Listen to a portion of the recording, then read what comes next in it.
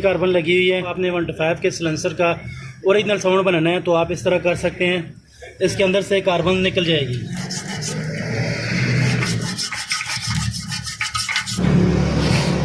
तो दोस्तों हमने 125 के सिलेंसर की एक वीडियो बनाई हुई है जो कि सिलेंसर को वॉश करने की और सिलेंसर का बेस बनाने की।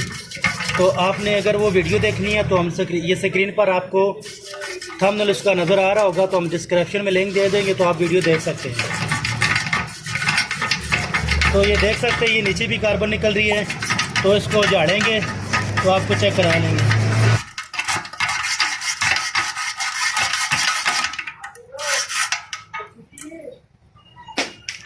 तो दोस्तों अब हम सिलेंसर में से जो कार्बन उतरी है ये कार्बन को बाहर निकालेंगे।